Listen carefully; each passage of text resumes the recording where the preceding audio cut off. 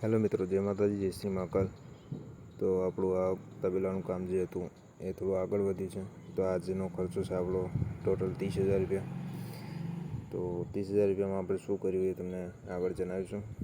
તો આપણી ગાડી આવી ગઈ છે. એમાં આજે આપણે જે શેડ મારવા માટે જે ટીન ને એલ્વેસ્ટરને જે યુઝ કરવાના છે એનું પરચેસિંગ હતું આજે. તો આપણે લઈ રહ્યા છે, લઈ લીધું છે ઓલમોસ્ટ. તો હવે ઘેર જઈશું. આપણે ઘેરે આને સેફલી નીચે ઉતારી દીધું છે. તો આપણે એક ઓછા ખર્ચાની અંદર ડેરી ફાર્મ સ્ટાર્ટ કરવાનું છે, 0થી સ્ટાર્ટ કરવાનું છે. એટલે તો આપણે 15x30નો આ શેડ બનાવી રહ્યા છે. આ બીજા દિવસનો વ્યૂ છે.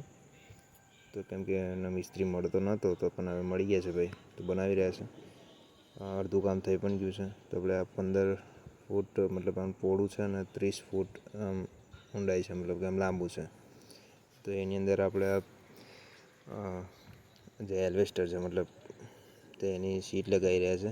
આપણે ટીન નથી વાપરી રહ્યું કેમ કે એનાથી ટેમ્પરેચર વધારે પડતું ગરમ થાય, એમ ઇન શોર્ટ કહેવા જઈએ તો. અને એલ્વેસ્ટર સારું ઓછું ગરમ થાય ને ચાલે. તો એને હવે આપણે આ ક્લેમ્પથી લગાવવાનું છે. તો એ તો બાય કરી દેશે.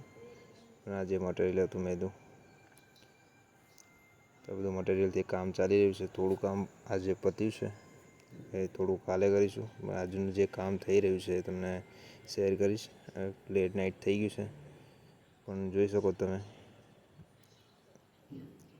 અંદર 10 ફૂટની અંદર આપણે એલ્વેસ્ટર લગાવી દીધા છે. અને અંદર ક્લેમ્પિંગ બાકી છે હજી, એ આપણે કાલે કરીશું.